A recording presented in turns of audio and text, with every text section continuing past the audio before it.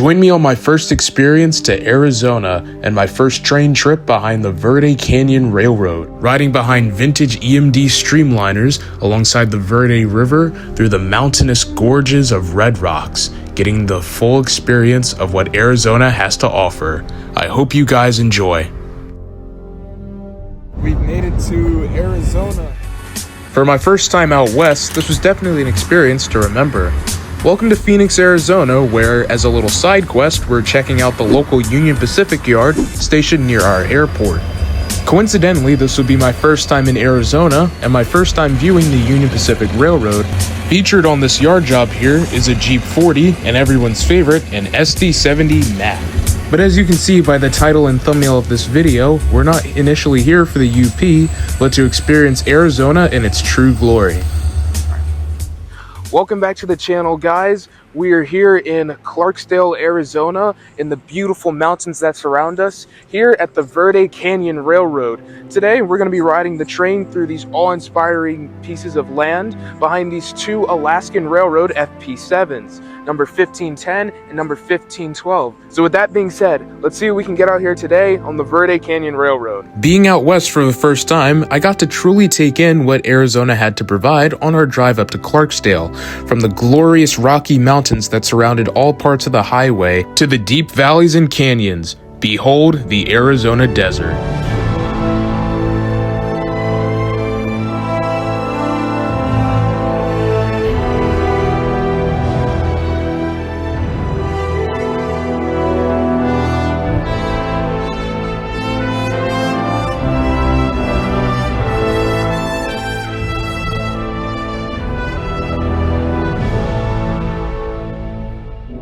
1 hour and a half drive later and we'd arrive in Clarksdale, where we'd be met with the sight of our excursion train and the two car bodies sitting on the head end. These two streamlined FP7 diesel locomotives are number 1510 and number 1512, two former Alaska Railroad diesel locomotives that power the Verde Canyon's trains. Built in 1953 by General Motors in their electromotive division, these two FP7s not only saw service across Alaska, but different tourist railroads throughout the country, before winding up as the primary power for the Verde Canyon's excursion train. While the Verde Canyon tourist train may be the face of the area, the actual backbone is held by the Arizona Central Railroad, which is the freight source between Clarksdale, Arizona, and Drake, by the connection at the BNSF Phoenix subdivision. And shown here is an example of that, a freight train that had run previously to our arrival. Here's some information about the locomotives pulling that train to those curious. Hopping on board the train, the consist is made up of mostly historic lightweight cars built by the Budd and Pullman companies. These cars had served for formerly established railroads, New York Central, Atlantic Coastline, Union Pacific, and Santa Fe, to name a few. Now they're all retrofitted to fit the Verde Canyon aesthetic, the style of vintage upholstery that reflects the area that we'll be riding through. What improved the ride quality were passengers were provided snacks, drinks, and a bar to add on to their experience. But what added on to mine was the open air cars coupled between the two pairs of lightweights, which you all know I was spending most of my time in. But anyways, let's get underway through Arizona's Heartland.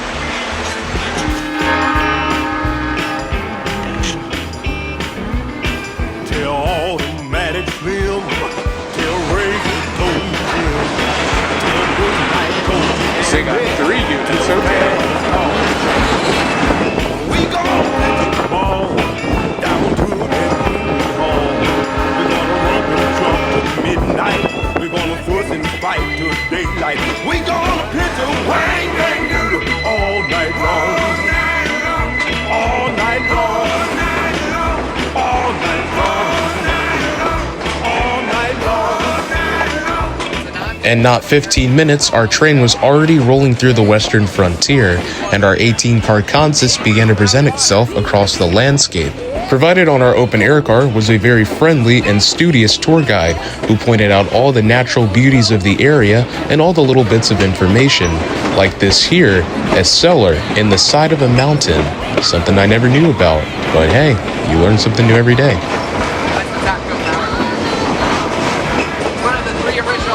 And of course, our beautiful pair of F units have to display the hard work they're putting on, dragging our train over the many grades.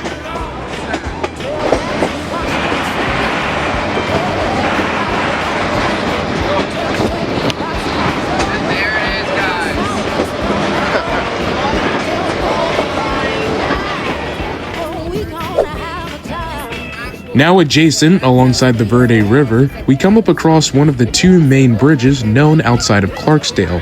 This one called Turntable Bridge, which has some neat backstory behind it. Originally used as a turntable for a roundhouse along this route, it was eventually repurposed into this bridge structure and now serves a new purpose, aiding pieces of rail equipment.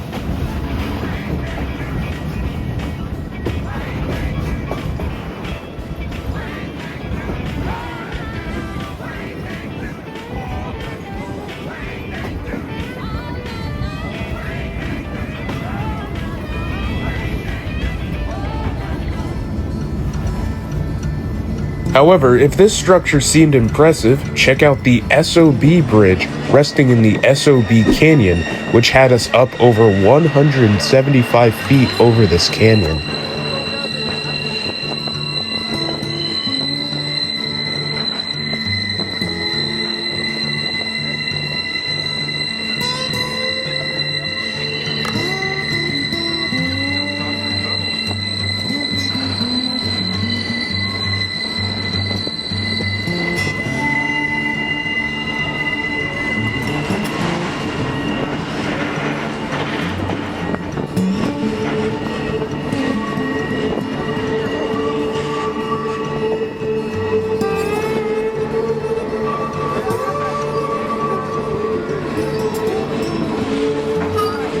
This feat of engineering stands as a testament to what the original crews of the Verde Valley Railroad could do, and now provides one of the most picturesque scenes on the line. Alright guys, so we're aboard the Verde Canyon Railroad and awesome scenery. That's all I'm getting from this, awesome scenery. It's a little chilly, I mean, you know, it's January, but the power on here is good. These two Alaska F units are definitely a train that they're hauling, as you can see here, so so I mean, you know, hope you guys are enjoying the ride. This is pretty awesome. I'd say this is the top 10 railroad you guys should definitely come check out and visit. If the red rocks in the area weren't prominent enough, this part of the route would definitely emphasize how many of them there were, and how they made up the different rocky formations and gorges that we'd be riding through.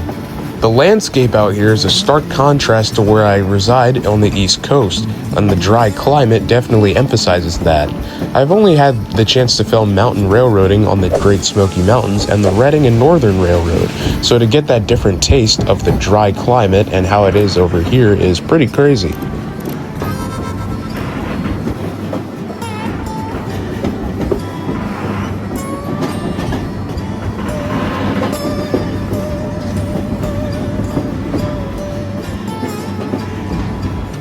And speaking of a connection to home, this piece of railroad kind of reflects the famous horseshoe curve back in Altoona, albeit with many different geographic changes.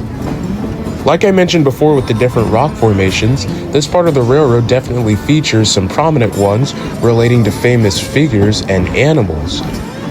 If you look at them the right way, this one right here features famous President Abraham Lincoln, with the bush on top trying to represent his hat.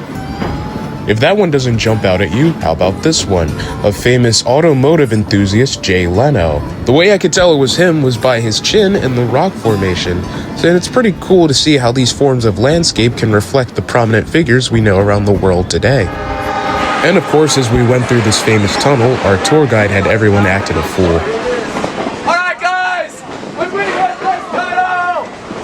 Let's make some noise!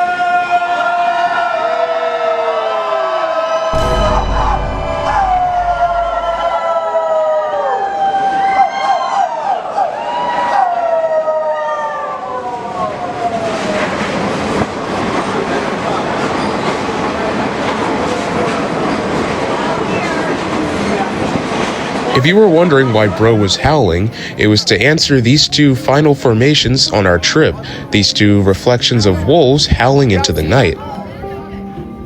And it wouldn't be long until we'd reach our destination, aka the end of the line, Perkinsville, where the power would be cut off and ran around to the other end of the train to pull us back to Clarksdale.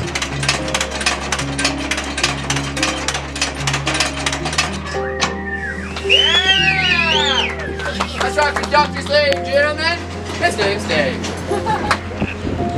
And what's a runaround move without an unsuccessful attempt to get the engineer to do a horn show? Oh well, at least I got a dap.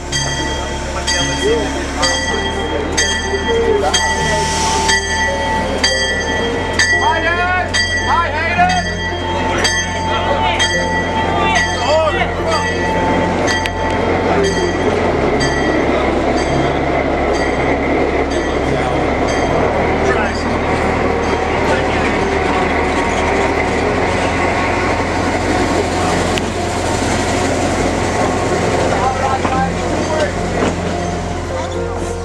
Things weren't quite going as well as Mr. Perkins needed to in Texas, so he decided to buy a new piece of land and start anew.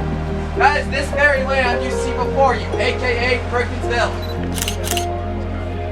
Perkinsville is one of the more rural areas out here in Arizona, but what's special about it is that it was used for cattle ranching. Back in the 1900s, when Mr. Perkins made anew here and started cattle ranching, the Verde Valley Railroad eventually reached here from Clarksdale. 38 miles, well, from here, 18 more miles down. It starts from Ron and Drake, and then our depot is 30. Rather than moving his cattle over the mountain by foot, he decided to go with the railroad and eventually get his cattle into town faster. A little bit of history I picked up from the tour guide. A bit of history still remains here in Perkinsville, like this old depot and one of the old water tower used for filling up the railroad steam locomotives back in the day. With an all clear from the conductor, we're on our way back to Clarksdale, Arizona, with 1510 now at the lead. I'll stop yapping for a bit and let you guys enjoy a nice scenic ride through Arizona's Heartland.